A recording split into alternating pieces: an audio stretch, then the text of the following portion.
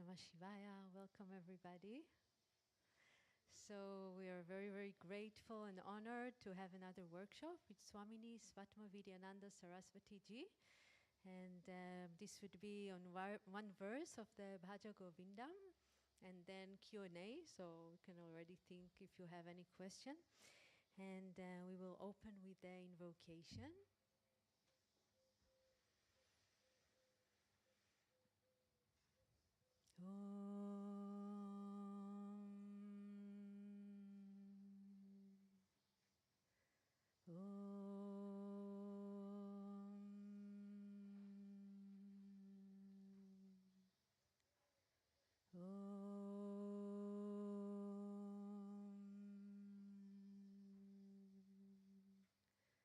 Gajananam bhutaganadi sevitam kapita jambo palasaravakshitam umasutam shokavinashakaranam namami vigneshvara padapankajam shadadanam kunkumaraktavaranam mahamatim divyamayorabahanam Rudrasya sunam surasainanatam guham sadaham sharanam prapadye ya kundandu tushararadvala ya shubravastra vrita ya vina varadendamandita kara ya shveta padmasana Ya Brahmachuta Shankara Pravitivir Devai Sada Pujita Samampatu Saraswati Bhagavati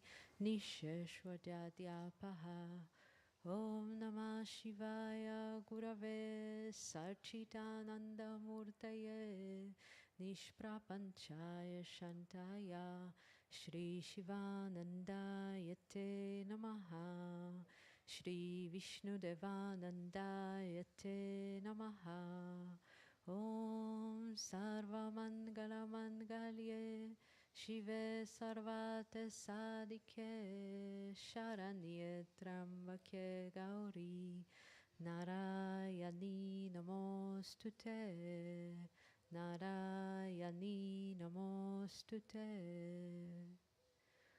Om Sahana Vavatu Sahanau Bhunaktu Saha Viryam Karavavai Tejasvinavadhitamastu Ma Vidvishavai Om Shanti Shanti Shanti Om Peace Peace Peace Om Bolo Satguru Shivananda Maharaj Ki Jai. Om Bolo Swami Vishnu Devananda Maharaj Ki Jai.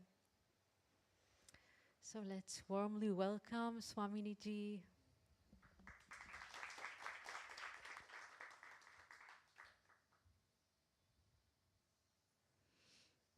We saw yesterday the need to cultivate objectivity about money. Because usually around money there is a kind of a subjective constraint because of which one is not able to enjoy life. If we are able to remember that, yes, money in the world is essential, we are not saying that everybody should join the ranks of swamis. It's essential, but there is a difference between looking at something as essential and thinking that it can give me something that I don't have. This is the difference. It's essential, yes. Why? Because it has a certain transactability. I can purchase things, I can make my life perhaps more comfortable, and that is wonderful. And this is exactly what Maitreyi in the Brihadaranyaka Upanishad is taught by Yajnavalkya. Her husband, both of them are sages, they are already living in the forest. Yajnavalkya is a very, very, very rich man. And he says, I would like to go to the forest and lead the life of a sannyasin. When asked, why you want to do that? He says, to understand the truth of myself as Brahman. I want to do that. But don't worry, he tells his wife, I am leaving half of my wealth to you. You will be a very rich woman. You will be very comfortable. The story goes that he had 2 wives. The other half of the wealth he left to her.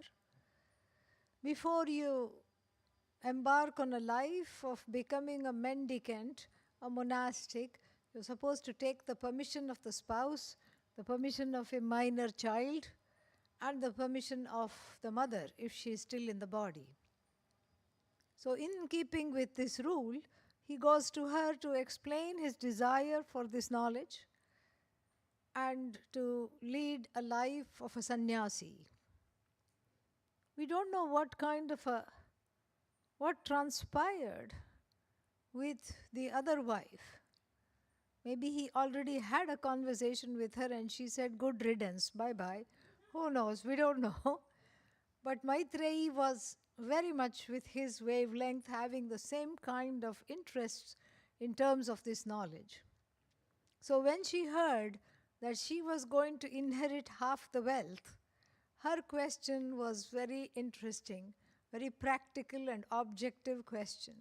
What was it? She said, all this money, the cattle, the land and wealth that you're leaving me, with that, will I get what I get for which you are leaving for the forest? Will I get that immortality in pursuit of which you are going to the forest life? Being an honest man, he says, no. Yatha upakaranavattam jivitam syat tatha tavaiva. For just like the people with means live. They can afford many things. Their life is comfortable. So too will your life be. You will not lack for anything. Vittena amritatvasya na asha asti, na asha asti. But when we are talking about immortality, it is not gained with money. Why? Because it is not something to be gained. It is your own nature which has to be recognized. Very beautiful dialogue. And then he is forced to sit and listen to this and have a dialogue with her. He has to postpone taking the bus to the forest or wherever he was going. And then at the end, she also accompanies him. That is the story. Very beautiful story. And here, if we unpack this story, we see that money has a value, but we have given money a kind of a value it does not have. And when we buy into that, then the life becomes extremely, much more complicated than it needs to be. It is a upakarana. Upakarana means it is a means that I have. I am in the possession of these means. That's all it is. I can spend it, I can give it away, I can, have it. But that is what it is. And then in terms of the world also, there is what is called a law of abundance. And that is told in the tradition in the form of the story. In fact, we did a whole retreat about it in your house. once. So it is told in terms of the story, and this story addresses squarely the what is that called? The scarcity mentality that one has regardless of one's means. The story is of the goddess of abundance. What is her name? Lakshmi. Everybody knows Lakshmi. Not so much her elder sister. What's her elder sister's name? Alakshmi, not Lakshmi. Yes. What is Lakshmi? Lakshmi is abundance, Lakshmi is radiance, Lakshmi is luster, Lakshmi is the expanded heart, Lakshmi is that which blossoms, Lakshmi is the opposite of parsimony, Lakshmi is the generosity of spirit and heart, Lakshmi is limitlessness. This is Lakshmi. Lakshmi, Lakshmi, Lakshmi all the way. But her elder sister, it's almost like they don't share the same DNA at all. Even though they are siblings, the elder sister is the opposite of Lakshmi. Her name is Alakshmi, not Lakshmi, not lustrous, not compassionate, non-giving, non-abundant, always worried about scarcity. And then while Lakshmi is there any Lakshmi photo here? Yeah, there she is. Yeah, second from the left. So she's always abundant, and then she has gold coins falling from her hands in certain renditions. Right there, yeah, I can't see that. There is a glare on it, I can't see that far. So yes, so she has gold coins falling from her hand. Alakshmi is the opposite of that. She is emaciated, and while Lakshmi is always in wonderful colored saris, she's wearing tatters. Does that mean she doesn't have saris? She has saris, but very, very sorry, she will not wear them because she hoards them. Yeah. She's not going to wear them. She's going to hoard them because she thinks she doesn't have them. She thinks they'll never be enough. She just holds it. No, all mine, me. But then I don't have anything. Look, if she were a modern woman, perhaps she would wear those jeans that have more holes than jeans. Yeah. Except those are more expensive than the jeans which have fabric. Yes. It's every parent's nightmare, okay? And that's why they are called distressed genes.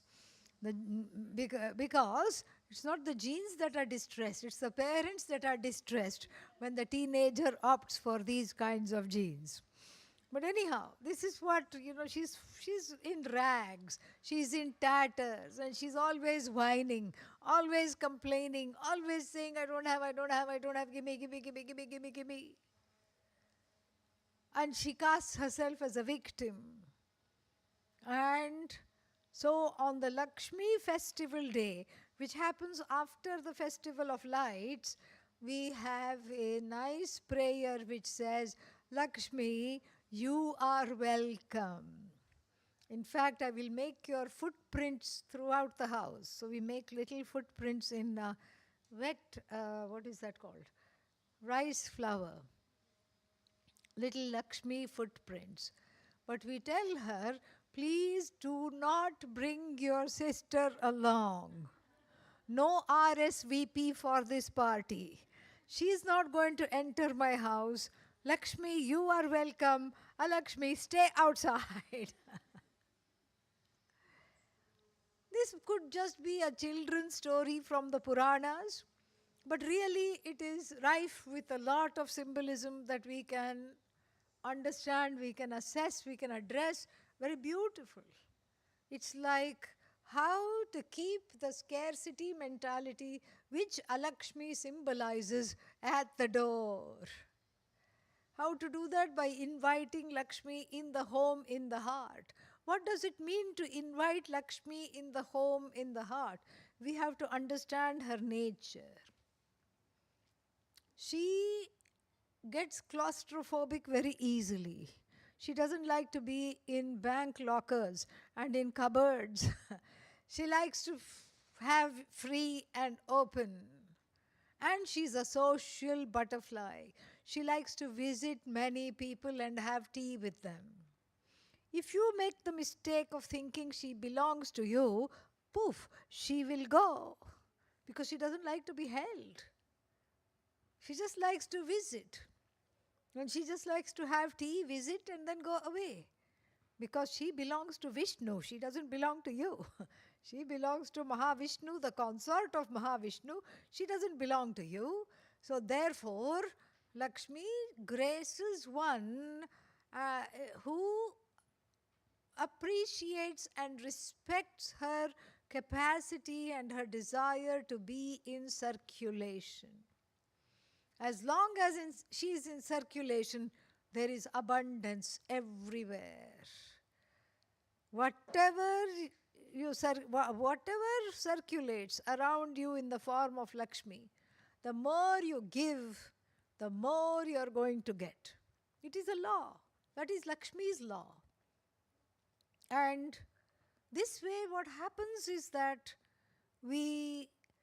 these kinds of stories help us to have, and the story from the Brihadaranyaka Upanishad, help us to have, come back to an objective understanding of money and the means in the life.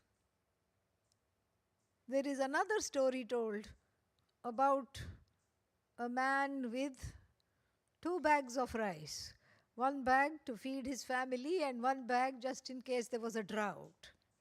And no matter how much his land grew, he always kept only 2 bags for himself and gave the rest away. Then his wife was always chafing at this. What is this? This man wants to live always like this. What is wrong with him?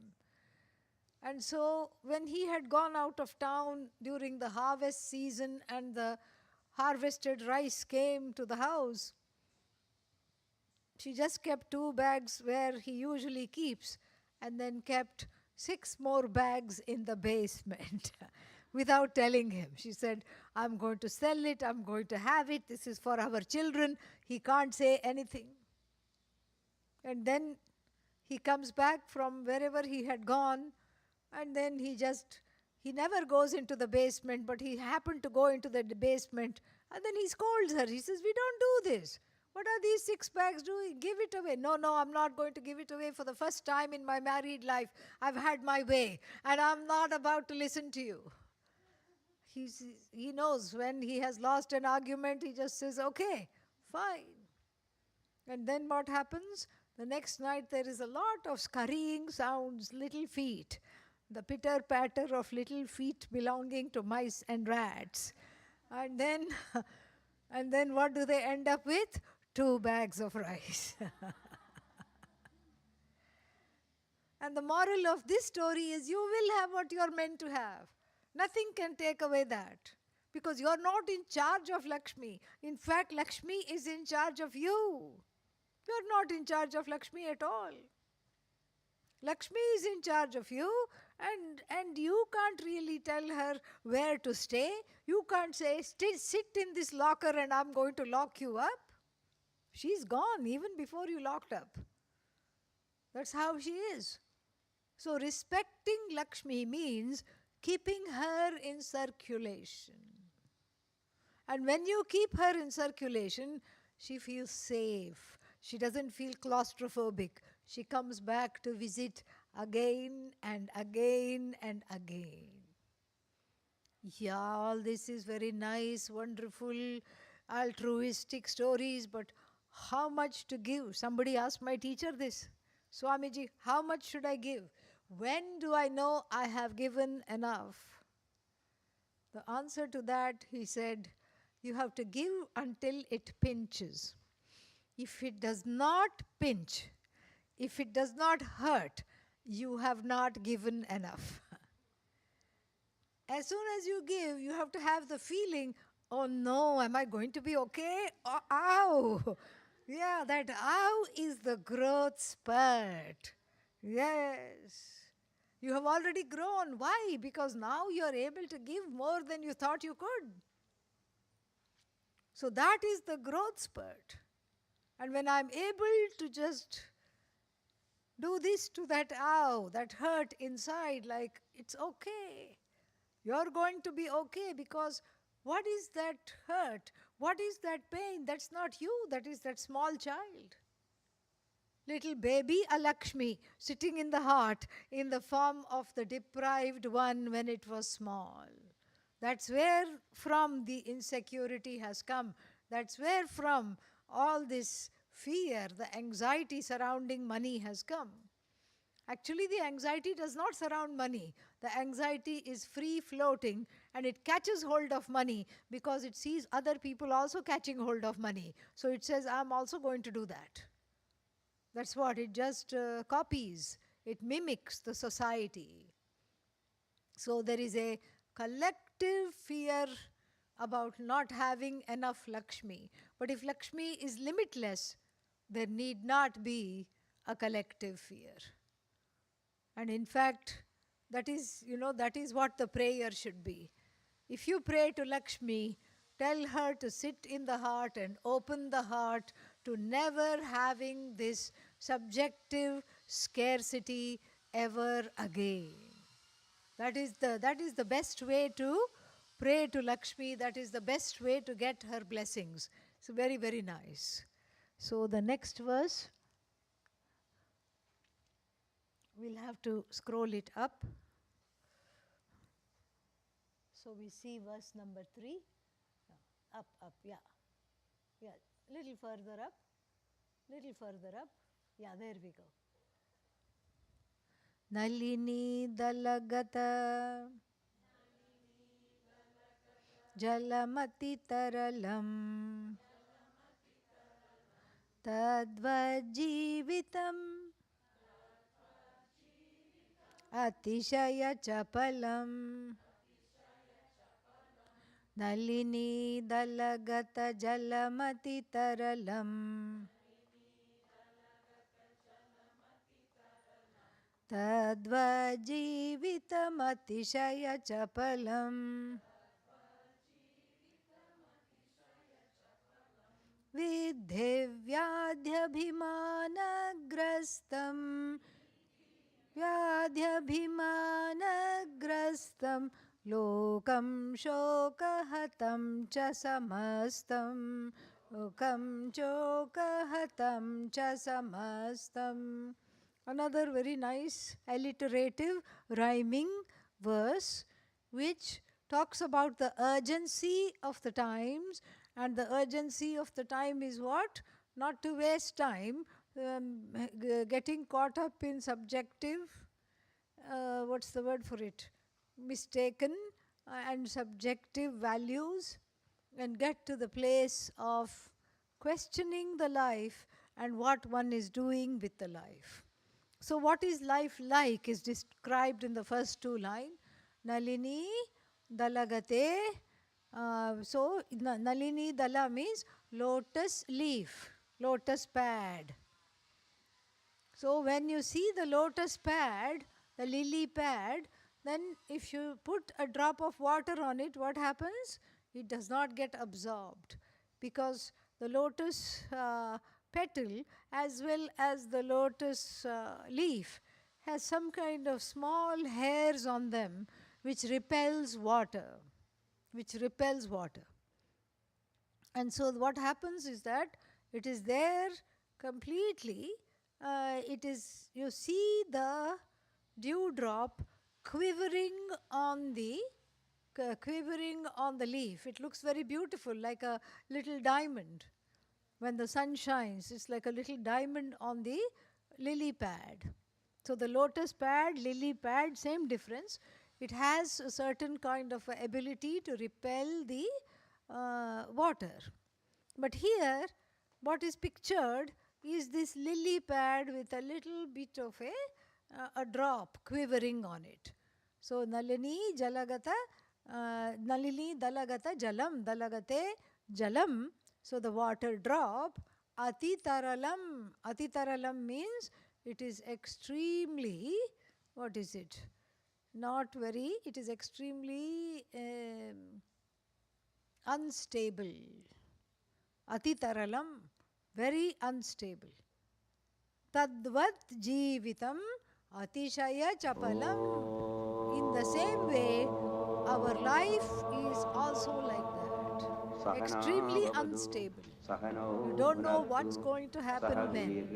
Morning goes wonderfully, something bad happens in the afternoon. What happened? I don't know. I just feel gloomy. Where did this gloom come from? I don't know. Whenever I say I don't know, what does it mean? The unconscious mind. Somewhere it has descended. Swami And then the evening Devananda is slightly committed better. to peace. And then thank God the night came so I can I sleep. think he had the And then again the experience morning of is inner okay. peace. Or for some people the And morning is from his never point of view, okay. inner peace And was then no by the different time from the outer sun peace. goes down, they feel little more first like you have to find themselves. inner peace, Yes, inner because light, in then the only we last can have life they external were peace out. and external light. And the same samskara is He continuing. started centers, he trained So, teachers, he nocturnal went places, samskaras. he went beyond So anyhow, what the law, the what life the is very man-made law unstable. It changes states from about morning to evening to afternoon boundaries to about it's that. We all extremely think that. fragile. We think that the And birds can it fly, keeps why can't we? changing from minute to minute to minute. Even if you look at the mood, it's just like that. I don't mean the grammar, tenses and moods. It's the human being feeling tensed and moody. That is what we are looking at. And so that is what is atishaya chapalam. Never the same, never predictable. So then the third line says, Vidhi, please know. What is there to know? This life is vyadhigrastam. Vyadhigrastam means full of calamities of various kinds, sickness, illnesses, etc. Calamities in the form of illnesses, vyadhi. And this is very close to the body, close to home, because this vyadhi is what I cannot tolerate. And and nowadays we are afraid so many things, and all kinds of flus are flying around. Yeah, flu is past tense, it's still flying. It's not, yeah, flu means already gone. It's still flying around. So many varieties. We have Karuna virus. Yeah, it made us all study Vedanta. You see, that's why I call it Karuna virus. Karuna means compassion. Yes. It made everybody. Till then, people thought the word Zoom was something that's used in comics. But now we know now we know it is something to study. And then all kinds of gurus of all kinds of lineages started to come into our living rooms and give discourses. We didn't have to go anywhere. Study from home, not just work from home, study from home. Because you couldn't go anywhere. So we had that kind of a lockdown, and then because of the presence of this online gurus, it was a lockdown all right, but it was not a breakdown, thank God. and then we have, what else do we have? We have so many other things lined up. They are all in a row, waiting. There is some other strain, and these are all called strains because they cause strain in the mind and in the heart. They strain the heart. So then there is, what is that? Bird flu, which has now jumped to human beings. And so like all these things are there, plus new diseases are there, new syndromes are there. We don't know what is lying in store. And even if you do the, what is that? DNA test, because I want to know all the diseases I will get when I'm 70 or 80. People do this to find out what all I'm going to get. Whether you get them or not, what you will not get is sleep after getting the results. Okay? The one thing you won't get is sleep, because you'll be worried.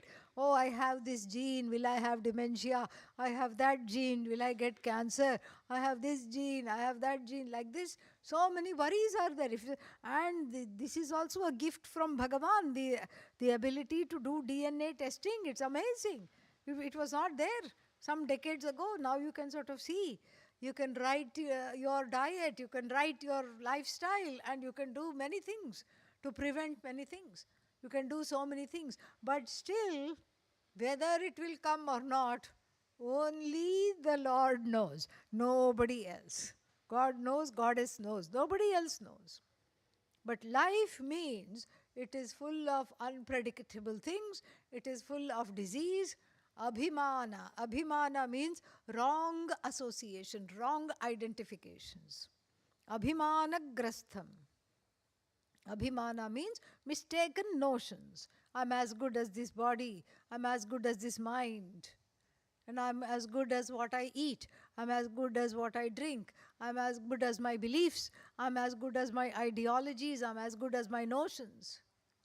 And then what? This person who says I'm as good as my notions puts their profile on marriage.com and then gets paired up with a whole another bunch of notions. Really, it's the notions that are getting married. It's the likes and dislikes that are getting married, not the people. That's why it doesn't last, because you grow out of those very notions. And so, this is what the life is. It's a life full of wrong notions. And then if you ask the question, if the life is full of wrong notions, what is it to you? It's my life. If I am filled with wrong notions, what is it to you? Well, wrong notions, the last line says, causes sorrow. Lokam shokahatam samastam. Not just one person. Samastam means all the people are hijacked. Hatam here means hijacked by sorrow, killed off by sorrow. So, mired in sorrow. Mired in sorrow because sorrow is the result of wrong notions. And so, mired in wrong notions, mired with wrong associations. I'm as good as the body, I'm as good as how much money I have, which is not much, so I don't amount to much. And I'm as good as this, I'm as good as that. So, these kinds of notions have only one destination. What is that? Sorrow. That's the final station. Sorrow. And so one is always crying. Therefore what? Bhaja Govindam, Bhaja Govindam. Bhaja Govindam Mudhamate. Yeah, I wanted to, end on a good note. On the note of, yes, worship Govinda, not on the note of, oh, everybody is dying of sadness. Yeah. Okay, that's enough for today. That's enough study for today. We have studied a lot. So, we will transition to Q and A if there are any. You Q, I'll A. Yes. Here is one. Thank you. My name is Lyle. I'm a guest here. This has been my first exposure to yogic teachings. My question is, since I have the privilege of your presence, what do yogic teachings tell us about intuition? Intuition is something you already know, but you don't know how you know. That's what it is. And sometimes it is the mind working at a very subtle level. And we say we are not responsible for the thoughts in the mind, and in any way, in the same vein, we are not responsible for our intuition also. It's a gift. It is Ishvara's gift, Bhagavan's gift. It's a God-given gift. If one has a certain inkling and one is able to see something that many others cannot, it's a gift. And like every gift, it has to be used responsibly. Thank you. In the back.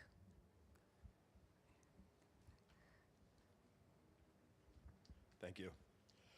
So speaking about Lakshmi, I know she's associated with wealth and worldly possessions, and you say give and give until it pinches. So I'm down here doing karma yoga, and obviously there's no money involved in it. And I was just wondering if that pertains also to one's actions. Yes. Because it seems like I work and work and work until it pinches sometimes. Yes. And I just wondered if that counted as well. Yes, and you work, but you work with a cheerfulness. That's the idea. You graduate from it pinching to smiling as you do it. But it's a process. It's a growth process. Same thing. So the person gives until it hurts and until it pinches, but the next time when they give, it won't pinch. It will pinch at a different threshold, you see. So same thing with Karma Yoga. It's all about giving. Giving is not all about money all the time. Giving is giving of oneself, really. And that brings us to a completely different realm of self-growth. The more I give, the more I grow. And it doesn't look like that on the surface. Especially in the West, we are taught, you cannot give what you were not given. And if you were not given love, and you were not given attention, you were not given all these things, if nobody worked for you, then you can't work and you can't give love and you can't give people attention. But often it is through that very giving that the heart opens. Because it's not that you don't have it, you just think you don't have it. But in fact, everybody has an infinite capacity to give. It has just to be tapped into. And as we do Karma Yoga, we recognize before one could not even think of doing half an hour of something. Before one needed to go to the beach immediately. Throw away the broom and the mop and the dust cloth and rush to the beach. OMG, it was too much. And then the next time one comes, one is able to do 1 hour. Next time one comes, 2 hours. And then afterwards what happens is that when there is no upper limit, there is no limit. One is able to be free and one is able to do. But then one thing to guard against is to also have, especially if one has had an upbringing of being able to give to others much more easily than being able to give to oneself, that has to be watched for, because that's a pattern. So therefore one has healthy boundaries. Most of the time, in order to grow emotionally, you have to learn to say yes to people, yes to life, yes to when somebody asks something of you. In a few occasions, self-growth and emotional maturity happens when you learn to say no. Yeah.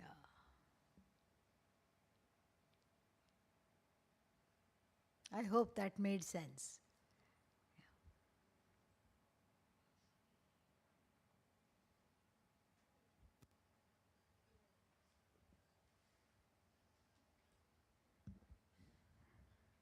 Hi. The difference, like when you give, I don't know, is the action of giving enough?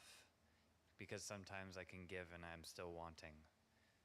And it feels selfish rather than actually being truly giving. There's nothing wrong in wanting. It won't go away immediately. It takes time to grow into a non-wanting person, which is one's reality. But so long as I'm noticing, yes, I am giving, I am growing, I'm also sensing many wants, it's okay. And when we observe the wants, many times they just hide somewhere. It's like when you go to your room and turn the light switch on, all the little critters go somewhere and hide. It's like that. The wants hide when we shine the light on them.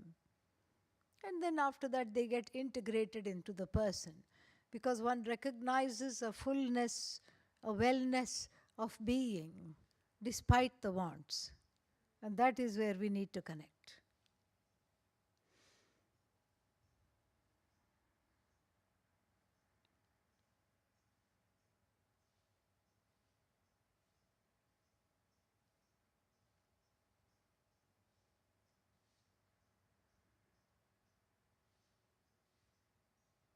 Did you have a follow-up?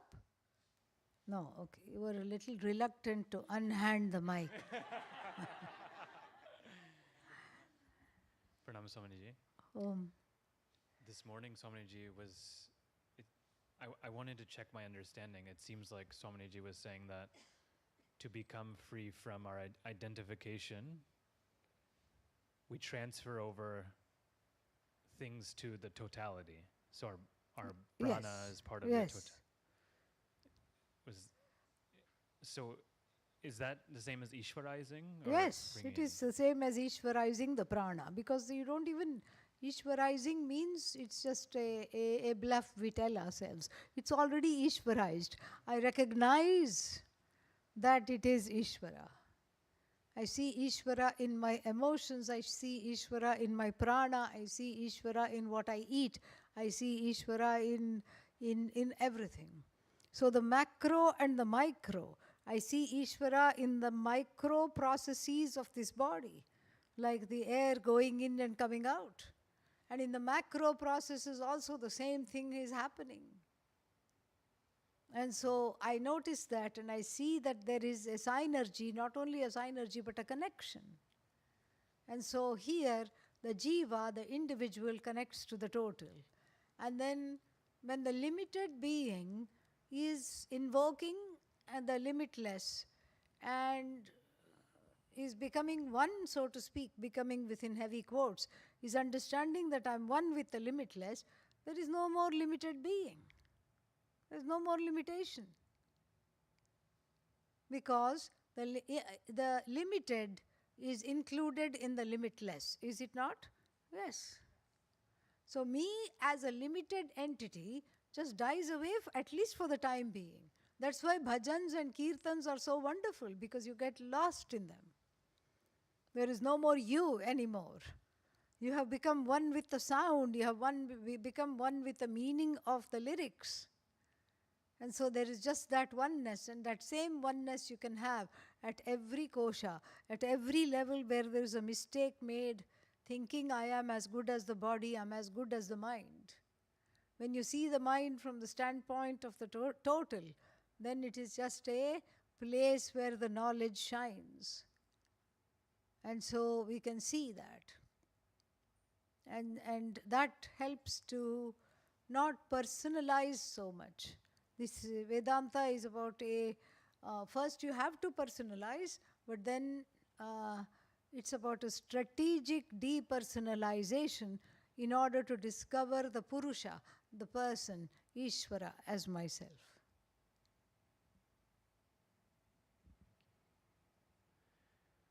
Also, just a quick question.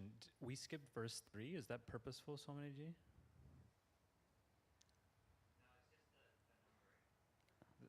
Yeah, we did skip verse 3.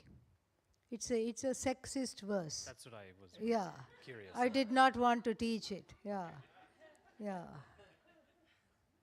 Nari sthanabhara nabhi desham. So it says, it's only addressed to men. It's not addressed to women as well. So, of course, we could teach it by saying, well, we can also sort of look at it this way and that way. It's just making excuses for the sexism. So, no need to teach that. Because even without that, the message holds. So it says, when you gaze upon the bosoms of a woman and you gaze upon the slim waist of a woman and all the things that happen in your heart, this is, generally, I suppose, addressed to men. And then that is what, and then what are you supposed to do? In keeping with the morning teachings, visualize the woman as a skeleton. And then there, so something like that. So yeah, that's why we have skipped it. Yeah. Very sharp.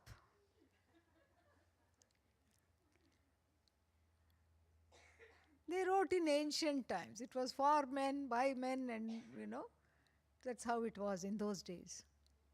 Yeah. We don't have to reproduce that.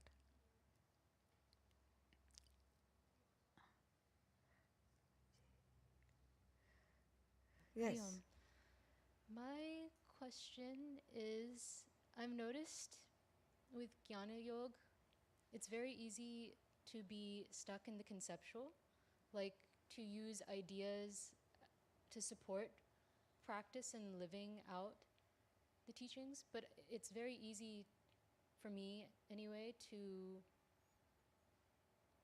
maybe like use the frameworks or concepts and get stuck. Hold the mic closer to you. And yes. get stuck in the conceptual. Uh-huh. So I'm wondering if you can speak to, thank you, if you can speak to the ways to, I'm not sure exactly how to frame this, unstick from the concept. It's not a concept. It's you. Vedanta is not a concept. Vedanta is not an abstraction. Vedanta is you. So, when you listen to the satsang tonight, think of everything as you, not a concept. We have some terminologies, sure, to help to understand it better. But Vedanta is not like a recipe. Like if you're hungry, you have to consult the recipe book. You have to get all the ingredients, and then you have to,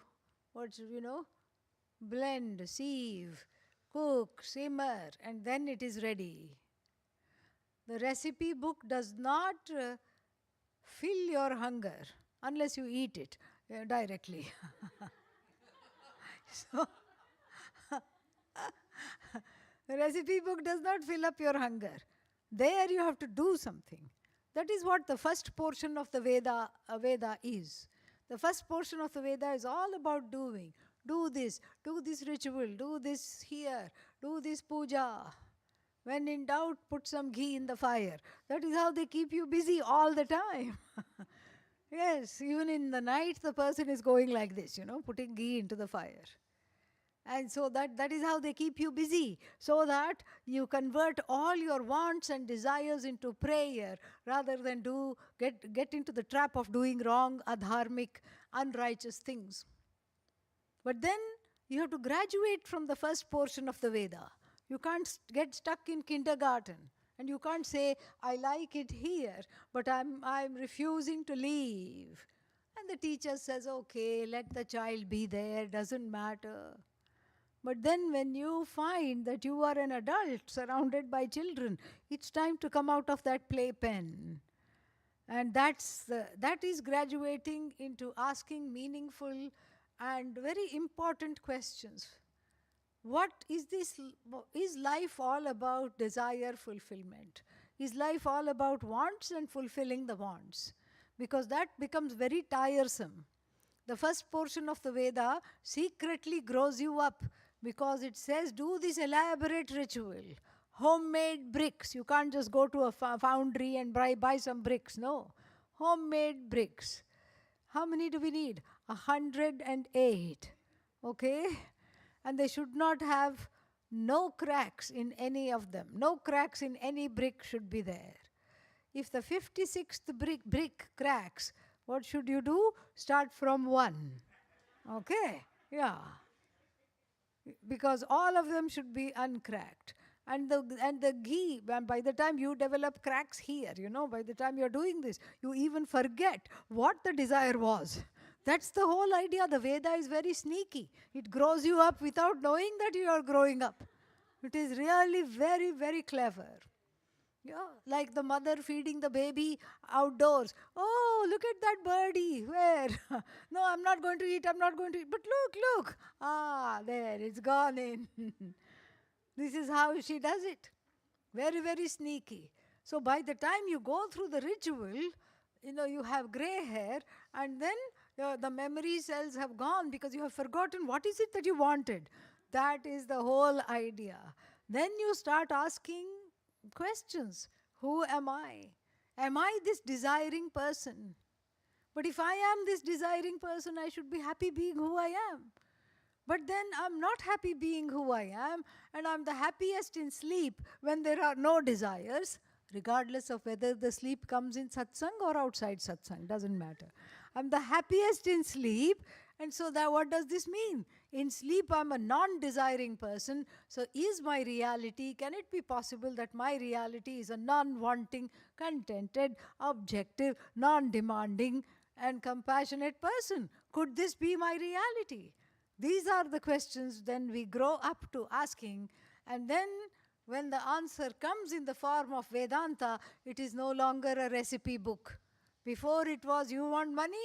Do 108 bricks please, now, chop chop. And then you want something else? This kind of a puja which takes 21 days. Why should it take 21 days? Because that's how it is.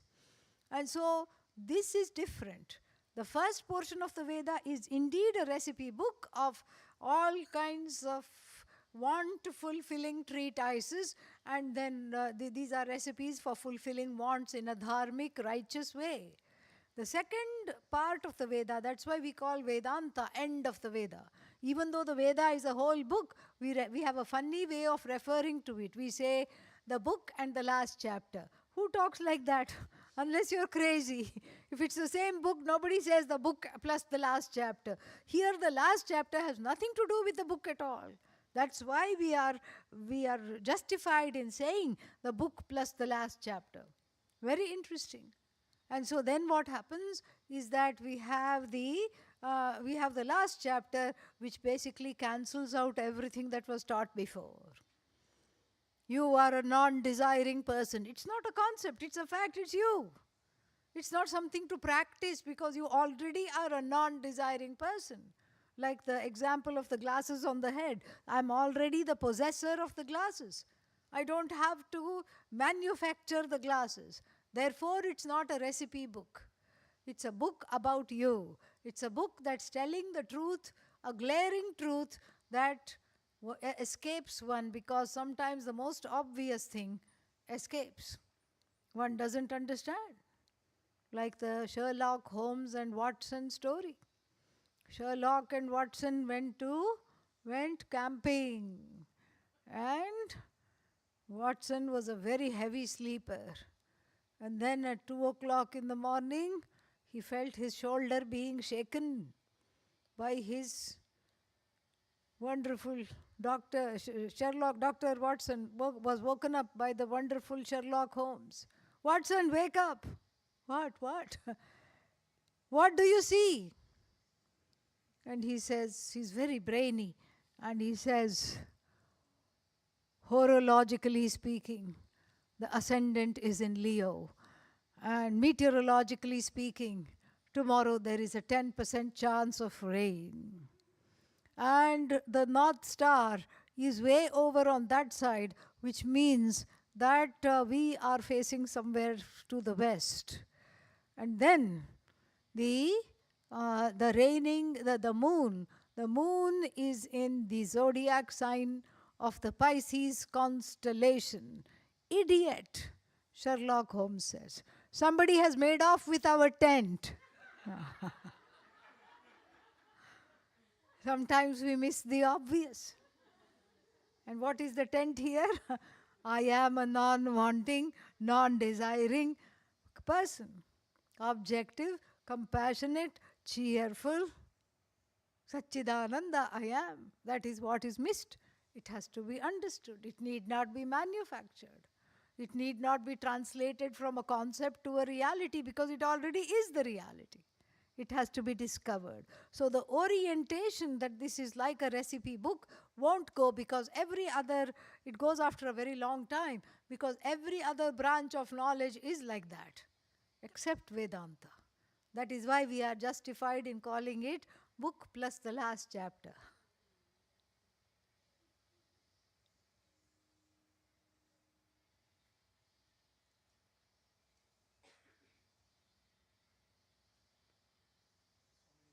Yes.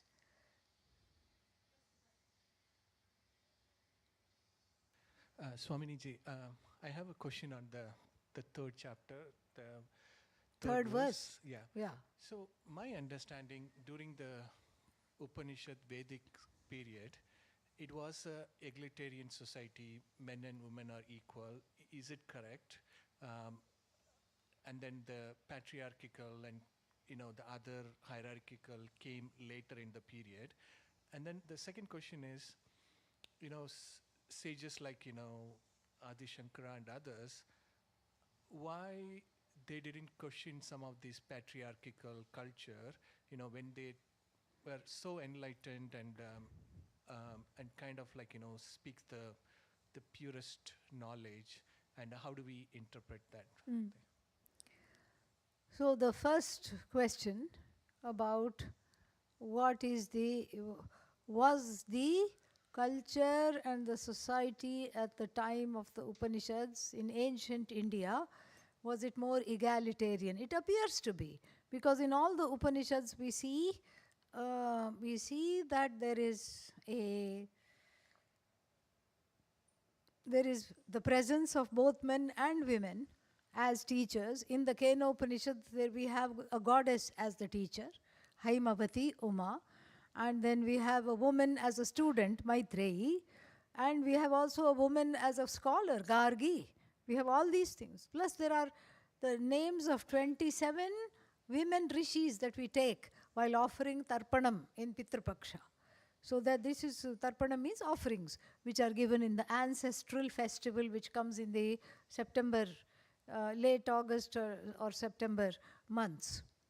And so it looks like it was, and then again, the topic itself is Atma, which has no gender. That's why every Swami's name ends in what? Ananda. No gender. Everybody is the same.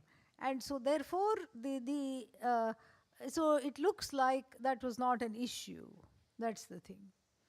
And then why did not the saintly people like Adi Shankara, why did they not question this? And in fact, in certain places in the Upanishad, we find that there are some,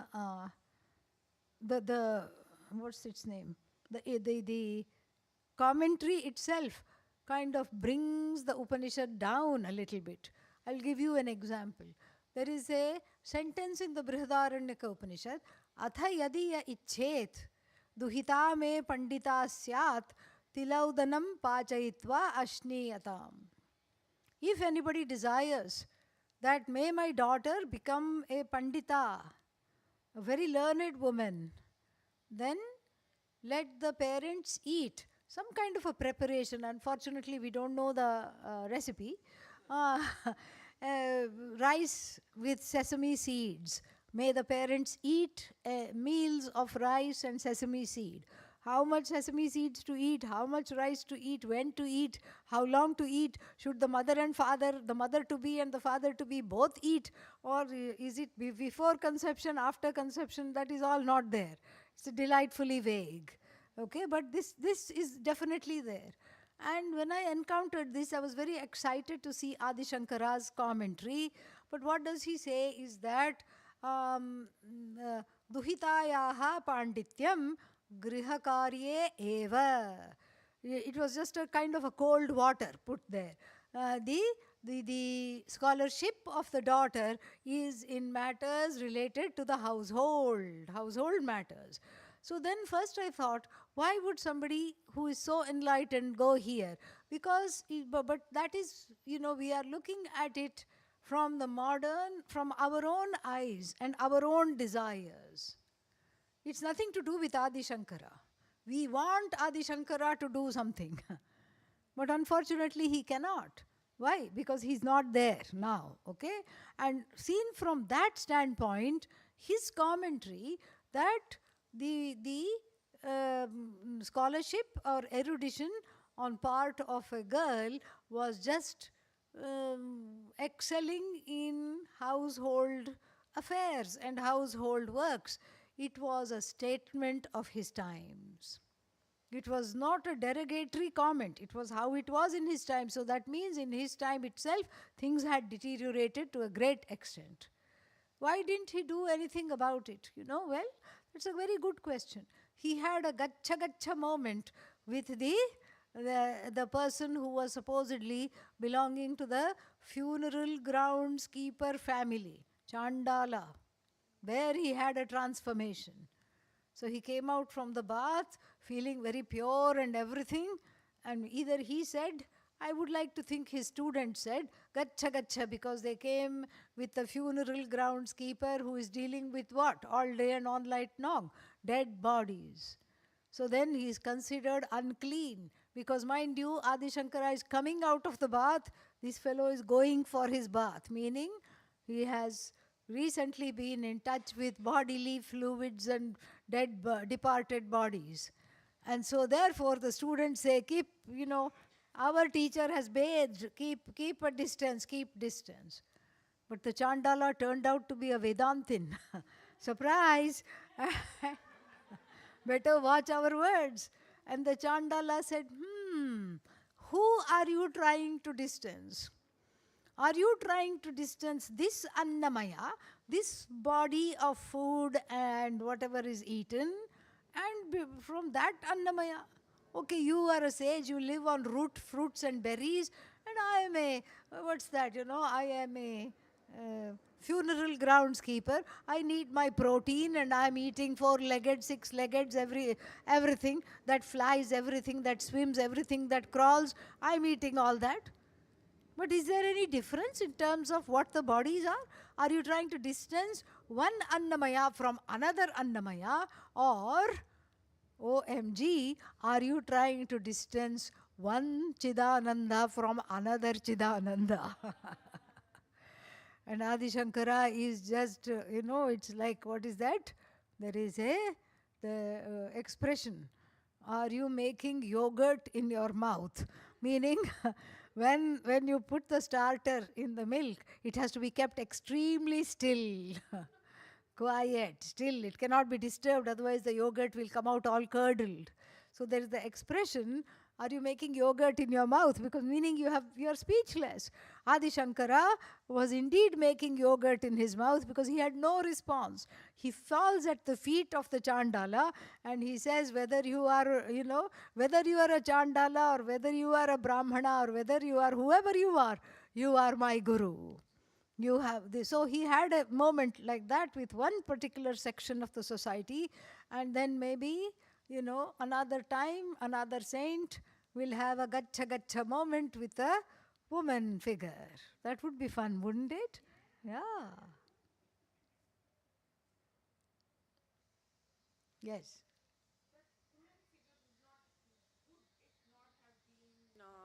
The Mandana Mishra. Yeah, so Ubhaya Bharati. Yeah, Ubhaya Bharati, but then it wasn't taken seriously. It wasn't enough. There was indeed one such intervention. He goes to argue. He has these scholarly arguments. That's what they did because they did not have cable TV. So they would have philosophical arguments that were set up. And so then he goes to this person who was a great Vaidika but stuck in the first portion of the Veda. It's like a babe, it's like an adult, sucking on a pacifier. That's what it looks like. An adult, engaged in childish works is the person who is stuck in the first portion of the Veda, thinking that the preparation is the destination.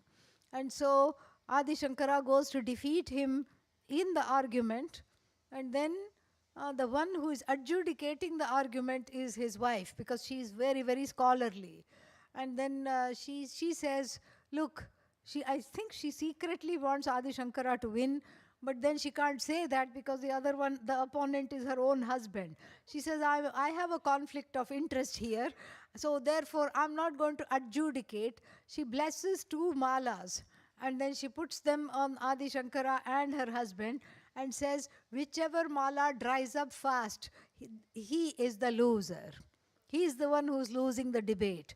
But a very ingenious thing, because you see, the one who gets all heated up in argument, and then next to the skin with all the sweat and the heating up, of course that mala is going to wilt faster. Those flowers are going to wilt faster.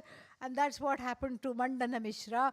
Adi Shankara kept his cool and answered all the questions. Mandana Mishra was getting really upset because the rules of engagement was such that if you lose the debate, you know what happens? You have to become the other person's student. That's why he was getting all hot and bothered. And Ubhaya Bharati said, You are losing. Look, the flowers are wilting, withering, and dropping off from the garland. You have lost, my dear sir. And so he has to admit defeat. And Adi Shankara says, okay, Tata, I have gained all your cattle. I have gained you as a disciple. I'm off. She says, wait a minute. What do you mean you're off? I'm married to him. You haven't defeated me. Let's have another debate. Adi Shankara is very clever because he knows everything. He doesn't know only one thing, which a monastic person leading a monastic life, a celibate monastic life would not know. So he knows what she's going to question him about. And he says, I'll take a rain check. I need some time to prepare. And the story goes, very, very fascinating story. Story goes that, there is a king who had a harem of 365 wives, one for each day of the year. And then this fellow did not take care of his body. He would eat all the wrong things and whatnot. So he died. And his death procession was coming out. Seeing this, the dead body of the king, Shankara got an idea. With his siddhis, he did what is called Parakaya Pravesha. He decided to enter the body of the king and lead a lascivious life with all the harem and then die again and then come back as Adi Shankara. And so the debate had been postponed for this reason. And so then he told the student to keep his body in a cold storage. That time there was no ice, there were only icy caves. So his body was preserved in an icy cave away from wild animals and away from all kinds of maggots and everything. And a student kept watch over it. And Adi Shankara entered the body of the king. Oh, miracle, the king is alive. Many people were disappointed because he was not a very good king. So then Adi Shankara, in the king's body, enjoys the harem and is ready to debate Ubhaya Bharati. And yes, she wants him to win over her because she wants to be his disciple. There is a story. In Shankara Vijaya, there is a book. We can read all these stories. And so she then defeats herself happily. And he says, okay, I'm going. And she says, well, you made my husband into a disciple. I need to be a disciple too. Adi Shankara smiles because women were not disciples. Women were not studying the Veda by that time. And so he just smiles and walks away. But she follows him. And she cooks for him, the story goes. And then in their travels, they reach Kashmir. And then there he says, basically that this is your place. And you are a goddess. And so there is a goddess temple there in Kashmir. Somewhere there is. And then what is that? So she prepares herself to lead this life of a goddess and die to this particular body, mind, sense complex. So it is all very metaphorical, I suppose. And so she awakens to this reality of herself as an enlightened person. That's what it is. So, but it doesn't look like it was enough. It was more of an exception than the rule. Yeah.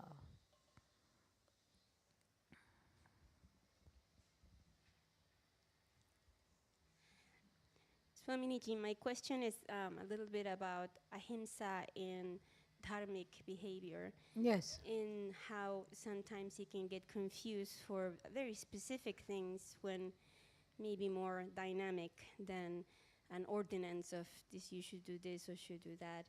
And even in this case of the situation with women in the tradition, there may have been some role in the ahimsa role of Shankaracharya and other enlightened beings. Could you speak a little bit about how we romanticize the idea of dharmic behavior and ahimsa, maybe? No, ahimsa is at 3 levels. It is at the level of, it's first at the level of action, and then at the level not of thought per se, but premeditated thought, a thought that keeps revisiting and ripening in the mind. And when I wish ill of somebody, repeatedly, because that thought has power. And it's not like an accidental thought which comes once.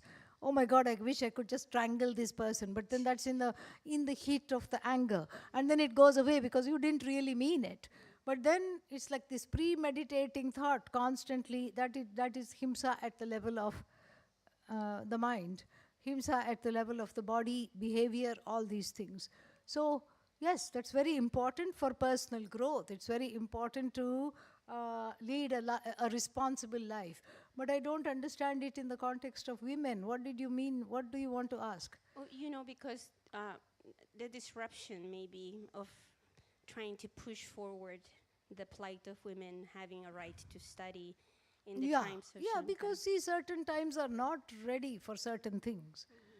And if you are a person of enlightenment, you don't, you respect the order. Doesn't mean you respect the oppression. You don't reproduce the oppression. But then what else to do other than to see that this is how it is? I found my teacher doing this very beautifully. He was one of the first people to reordain women. If women were not studying, women were not having ordinations as swamis, he brought that back in a way, because he read all the books and said there is nothing that stops women from enjoying a life, a monastic life, and having this kind of a life. But he was always very respectful of the people who did not believe in that. Like even the current Shankaracharyas does not do this. They don't ordain women. And so we are supposed to, after getting our ordination, go to the Shankaracharya in the Sringeri, the pontiff of Sringeri, and then offer our namaskars, because we belong to that particular house, lineage-wise. So then, what happened? When it was my turn, after my ordination, when I went to this Swami, I didn't have to go to where he was. He himself came to Coimbatore. And so I was able to greet him right there. And so then he said something like, he said. He looked at me. But with a lot of love. But it was a cluck disapproval, a kind of a mildly disapproving noise. And then he said, how many women has your guru ordained this time? I said 7. But he was very generous. He was very generous. He called for some special prasad. He called for some all kinds of things to be put in a basket and given to me. So he did the right things. He respected everything. Because he too knows that there is not this is just a kind of a man-made, literally, a rule. He knows that it does not have shastric backing. It has the shastric backing from the Dharma Shastras, which are again written by men, but it doesn't have the backing from the revealed scriptures. Yeah, so then, but he's a delightful speaker. He speaks very, very beautifully about another very beautiful thing in the Mahabharata, the Sulabha Janaka dialogue. You should hear him talk about it. And he just goes to a different level, and he's a wonderful speaker. He's a wonderful sadhu. I have all the respect for him. But in a way, there are rules. And they have been following these rules, and they think this is what we have to do.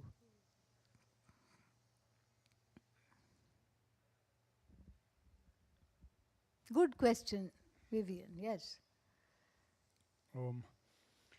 There is right now the Kumbh Mela in India. Yes. If you maybe could talk about what it means in the outer and what it means for the inner. Yeah, it is just a cleansing. It's a certain kinds of astrological points where there is either the Jupiter is in Leo constellation or it's aspected by the Leo constellation. So this particular aspect has come after 144 years. So obviously it's like once in a lifetime thing. And then the idea is to go to the Sangama, the place where the two rivers meet, in this city called Prayagraj. Before it used to be called Allahabad, and then bathe on certain auspicious constellations and what is that? Constellar muhurtas, certain auspicious times, and horary, according to horary astrology, certain auspicious times you bathe and you cleanse yourself. This is what is called the Kumbh Mela. In fact, so many people have gone this time, it's still ongoing. So many people have gone, is that, somebody sent me a photo, and not only could I not make them out, but then I could not make out where the water was. It was just people. It was just a sea of people, a river of people. I couldn't see where the river was. You had to just sort of intuit the river. You had to infer that the river must have been there, but it was just the people everywhere. Such a big river, but you could not see the river. It was that many people. And it's all about cleanliness, preparation, and being in the right place, praying for oneself to be in the right place at the right time. And it's an orange festival. So everybody has a tent. It's more like glamping than camping. And you can have an attached bathroom in your tent. It's like, it's more costly than staying in a 5-star hotel in India. Yes, 25,000, 30,000 rupees for one night. And I said, what? First I said, what? Then I said, why? So, there were about, what is 1 crore? How much is 1 crore, Shivam? 120,000. So multiply that by 10. How much is that? Yeah, there was 1.2 million people in one day bathing. No wonder you can't see the river. Yes. And so 1.2 million, and it's a marvel. It's a city that has just sprung up. It's like a Lego city. It has sprung up and then it folds up afterwards because it's only for this particular time. It's just, it's a time of getting blessings from the elder sadhus who have led this life for a long time. It is a time of giving, passing on those prayers and those blessings to younger sadhus who come and visit you. And it's also a time of keeping quiet and being with oneself. That's what it is. I don't know if any other thing you wanted to hear. Yeah. Yes. So, with the society changing and Yes. the world changing, Yes. so the next one is going to be in 6 years, right? The Ardha Kumbha Mela. Ardha Kumbha, half Kumbha, yes. So it's going to be in 6 years. Yes. So do you think that the population genuinely sadhus? And 2, will there be enough sadhus moving forward for this Kumbha Mela to perpetuate? Yeah, the population is genuinely sadhus. Non-sadhus can also go. But sadhus get the right of dipping, belonging to, depending on how old your lineage is. So your bathing rights are based on not you, but your lineage. And how famous and how ancient it is. The more ancient the lineage, the more prominent your bathing rights. Don't worry, they'll always be sadhus, yeah. Because, I think the power of this is very, very important. They'll always be sadhus. Why? Because there are so many more human beings than there were before. That means human being means adhikari bodies which are ready to study this knowledge. So that means some people will study, some people will live this life. It's a very good life, yeah. So a wonderful life. You don't have a lot of roles to fulfill. And it's kind of nice. You can just be. Yeah.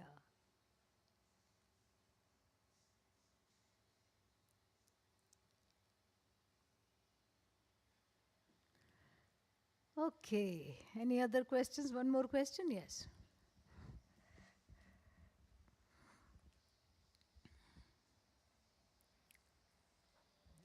Might be a trivial question, but looking at all the videos that are videos that are coming out about Kumbh Mela. Yes. And you think that, they're all sadhus and sannyasis. And then they show you these sadhus who are wearing gold, 35 grams of gold. And some of them are extremely wealthy. And they're coming in, speaking of Rolls, they're coming in Rolls Royces. And there are women who are sadhus, but they're all made up like Hollywood or Bollywood actresses, and everyone is carrying on about how beautiful they are. Is that, how do you account for that? Or Maybe they are not sadhus. They're really not, right?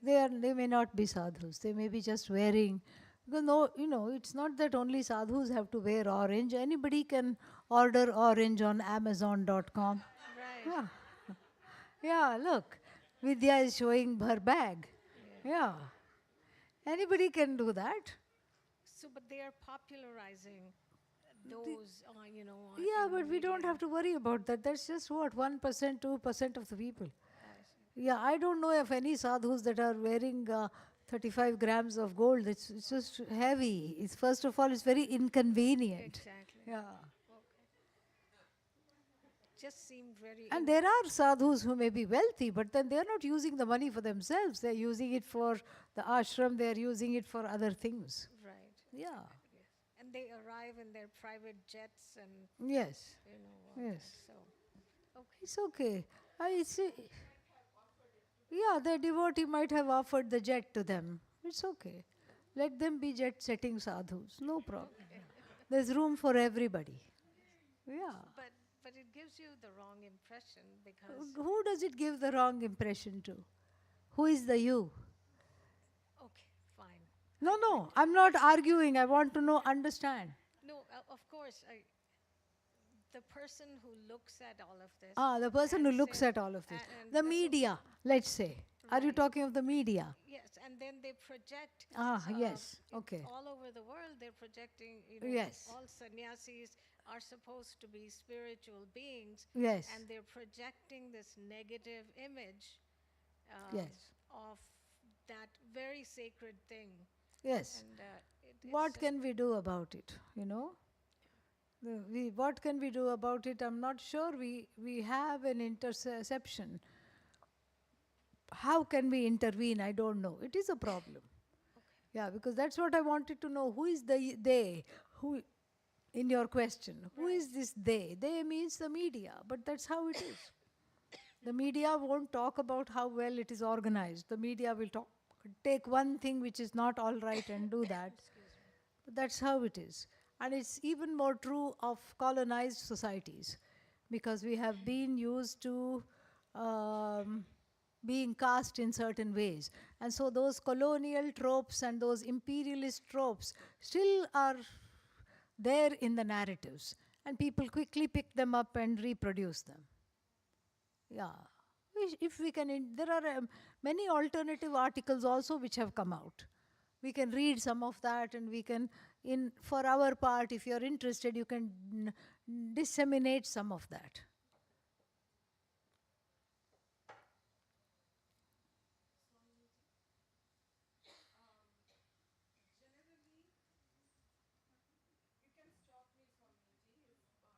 Tell.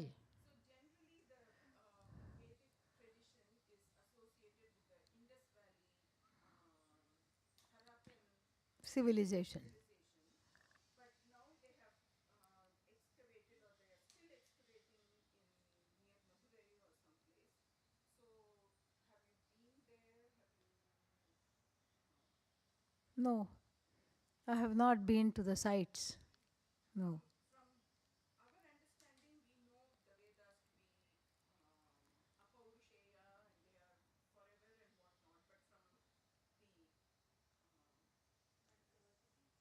from the point of the practitioners, yeah. From the academic side, and I'm not saying it in a negative way, we have generally associated it with even though we know it is apaurushaya, so it cannot be just the Vedic, the Indus Valley civilization, but we do try to make some connections.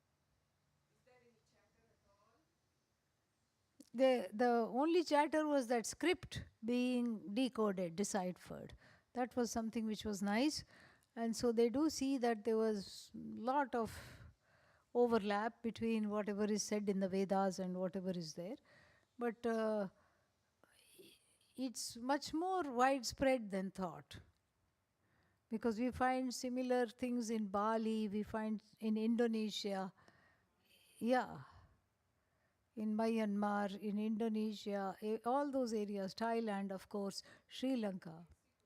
Yeah, Mexico also, yes, so many things. So it is much more broader. There are many, see, when we talk about indigenous traditions, there are many overlaps. Knowledge is knowledge, it can occur anywhere. I was talking to somebody from Guatemala, and then that person, very greatly, highly revered in his tradition as a healer and a shaman.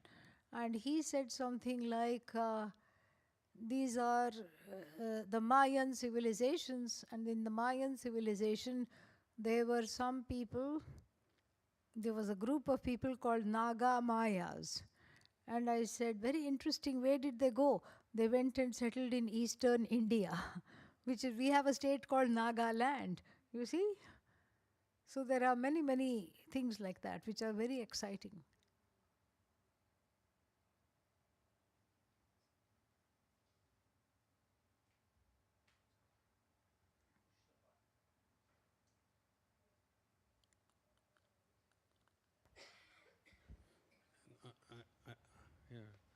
I have only comment. So we have some candies. So before you leave, please have them.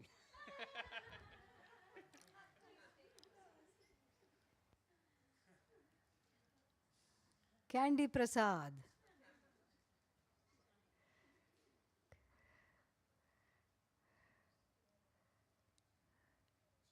Yes. Why? Hello? Oh, hey. Hi, Yes. everybody. I need one of those paper bags. This is high anxiety for me. Okay. Being on the microphone. Since we were talking about the equality of women, I wanted to ask about the equality of sexuality.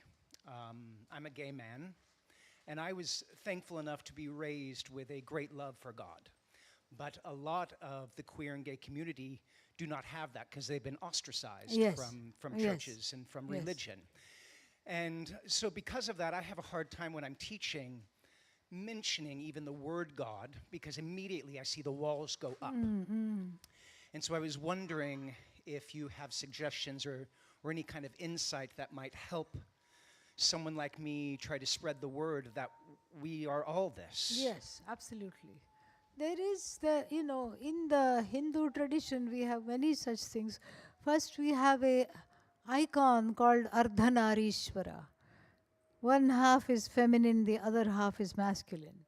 And that is something which is a very nice thing to see as a Ishtadevata for the gay community. That might be something to explore. And there are lots of writings nowadays, and especially on the Hindu tradition. There's an old anthology, but it is a very good book. It's about the struggles of gay people in the Indian diaspora, especially with regard to the Hindu tradition, and how they have felt ostracized, and what kinds of icons and what kinds of religious symbols they used.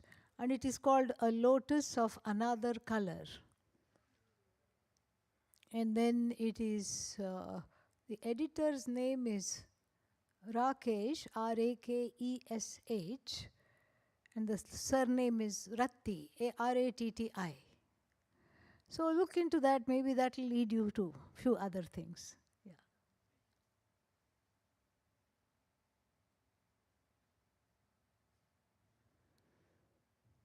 Om Sarve Bhavantu Sukhinah, Sarve Santu Niramayah, Sarve Bhadrani Pashyantu, Ma Kaschid Dukkha Bhag Bhavet, Asato Ma Sadgamaya, Tamaso Ma Jyotirgamaya, मृत्योर्मा अमृतङ्गमय ॐ पूर्णमदः पूर्णमिदं पूर्णात् पूर्णमुदच्यते पूर्णस्य पूर्णमादाय पूर्णमेवावशिष्यते ॐ शान्तिः शान्तिः शान्तिः हरिः ॐ श्रीगुरुभ्यो नमः हरिः ॐ Thank you. We want to thank very much Swamini ji. And we are looking forward for the continuation.